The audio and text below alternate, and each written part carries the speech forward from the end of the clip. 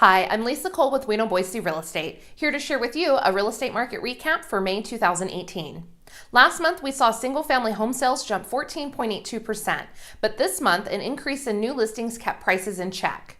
We had 1,194 homes sell in Ada County compared to the 1,039 the year prior. Single-family home sales in Canyon County reached a multi-year high of 520 units.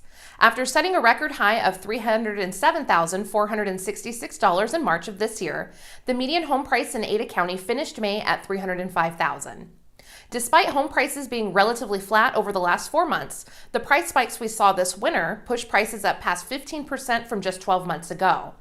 Just this March, house prices in Boise hit the $300,000 mark for the very first time.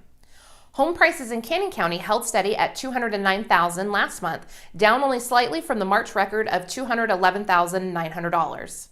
The jump in new listings we see every year in March and April tend to put a cap on higher prices, and this year was no different.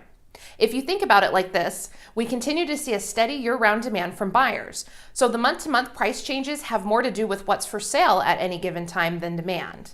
With local sales typically peaking in June and days on market still at a record low of just 8 days, expect another spike in prices over the next couple of months. Here are 3 ways to be in the know and to stay on top of what's happening in the market. First up, for both buyers and sellers, it's essential to understand what's happening in the local market.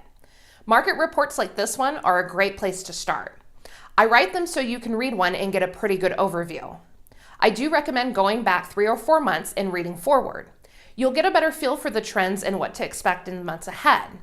Secondly, once you have an overview, you'll want to get a mid-level view by finding out what's happening in the neighborhood.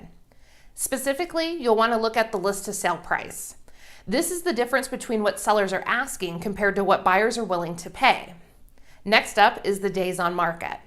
This is the time from when a home is actually listed on the market to when the seller accepts an offer. And inventory. How many properties are listed compared to how many are actually selling? This is the best way to determine supply and demand. Just by knowing this information, you'll already be ahead of 2/3 of the competition. Lastly, if you're selling or buying and have your search narrowed down to a specific property, you then should look at the comparables. A comparable is a very similar property that is recently sold. Active and pending homes are never used as comparables. A comparable property should have the same number of bedrooms, bathrooms, similar square footage, and location features. For instance, does it back up to a busy road or does it back up to a neighborhood park? Lot size and the layout of the floor plan, the age, and the overall condition are also important, but relative.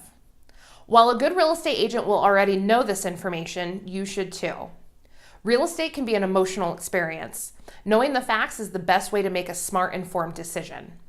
For a complete write-up of the Boise market and our surrounding areas, or if you're thinking about buying or selling a home here in the Boise area, visit our website or give us a call at 208-391-4466. Thanks for joining me.